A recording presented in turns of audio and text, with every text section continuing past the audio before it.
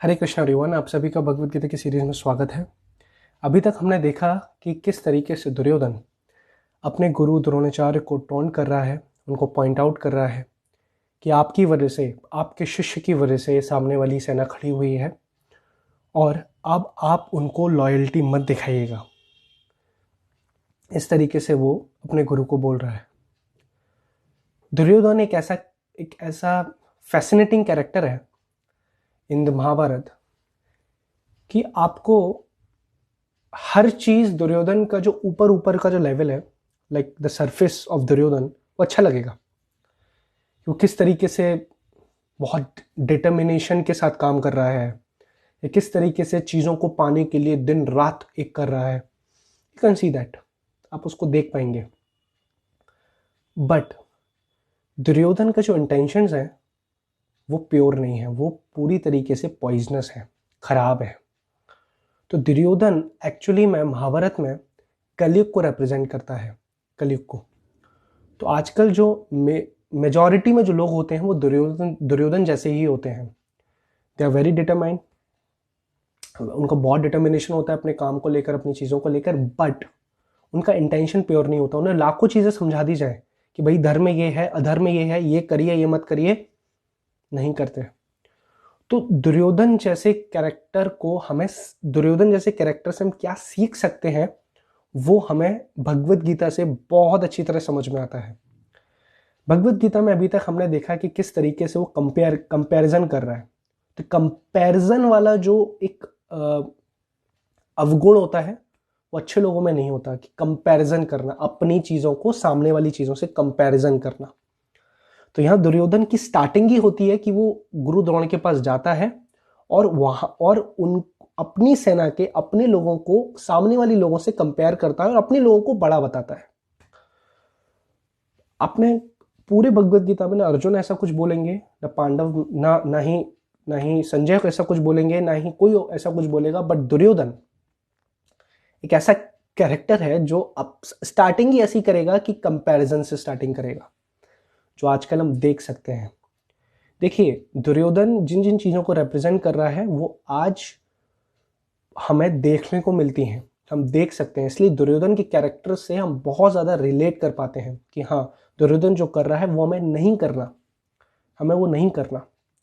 तो आगे वाले श्लोक में हम देखेंगे कि किस तरीके से दुर्योधन अपने डिप्लोमेट नेचर को शो करेगा और जो चीज़ वो बोल चुका है उसी को वो दूसरे, उसी के चेंज में या उसी को थोड़ा बदल के वो आगे बोलेगा। देख लीजिए, अध्याय 1 श्लोक क्रमांक 11 में क्या बोलता है। आयनेषु च सर्वेषु यथा भागम अवस्थितः भीष्म एव अभिरक्षन्तु भवन्तः सर्वे एव ही। अतएव सैन्य व्यू में अपने अपने मोर्चों पर खड़े रहकर आप सभी भीष्म पितामह को पूरी पूरी सहायता दें। ये सुनने में लगता है कि, मैंने बोला ना, सरफेस लेवल पर लगेगा कि बहुत अच्छी बात है कि वो भीष्म देव को सहायता देने की बात कर रहा है। बट एक श्लोक पहले 10th वर्ड्स में, अध्याय 1 के 10वें श्लोक में, अभी अभी, जस्ट अभी अभी दुर्योधन ने बोल चुका है अपर्याप्तम तदस्माकम बलम भीष्माभिरक्षितम, कि भीष्म देव की जो शक्ति है, जो स्ट्रेंथ है, जो पावर है, वो अनकंपेरेबल, मतलब उसको किसी से कंपैरिजन नहीं कर सकते। और ये बात सच है कि भीष्म देव को तिमिंगला कहा गया है बिकॉज एक शास्त्रों में एक मछली का नाम आता है, दैट इज तिमी, जिसका साइज होता है 800 माइल्स बाय 800 माइल्स। जो उस तिमी मछली को अपने गले में रख ले, दैट इज तिमिंगला। तो भीष्मदेव को तिमिंगला कहा गया because he could defeat all the Pandavas in one go. बहुत जल्दी, पलक झपकते वो पांडवर्स को हरा सकते हैं, ये भीष्मदेव कर सकते हैं, पर कर नहीं पाए जस्ट बिकॉज ऑफ कृष्णा।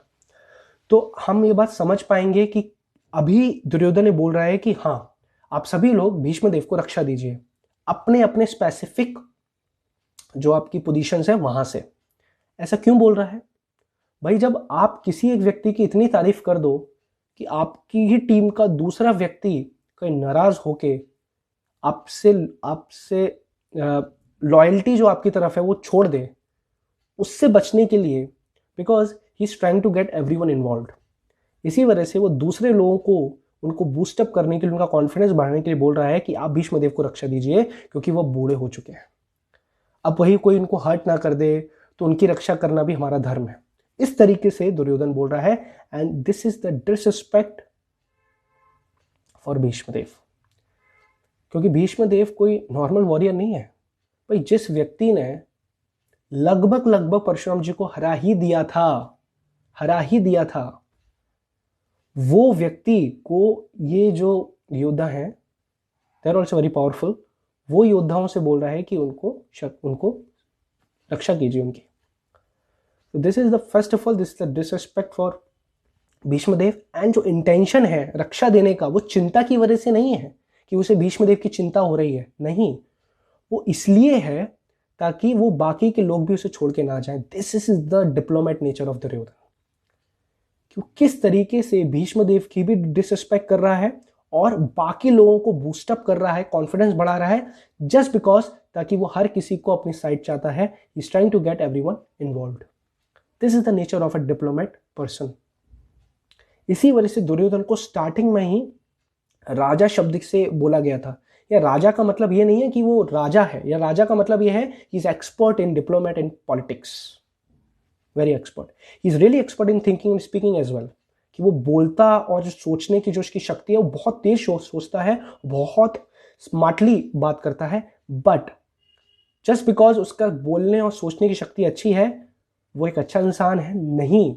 या इसी बात को भगवत गीता में हाईलाइट किया गया है कि आजकल भी लोग कई बार लोगों को जज कर लेते हैं कि he is very good in speaking and thinking, that's why he is my role model. नहीं, वी शुड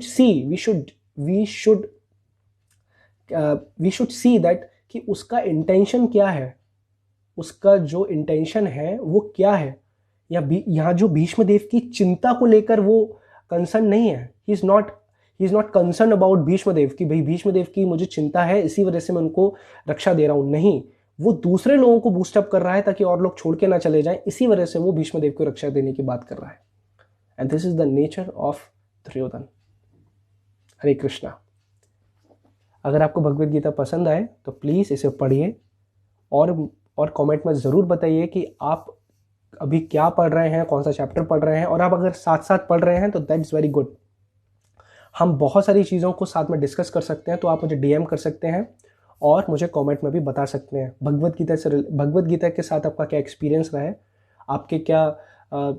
आपने कितना भगवद गीता को अभी तक जाना है, तो आप मुझे कमेंट में बता सकते हैं। हरे Krishna. Thank you so much for joining.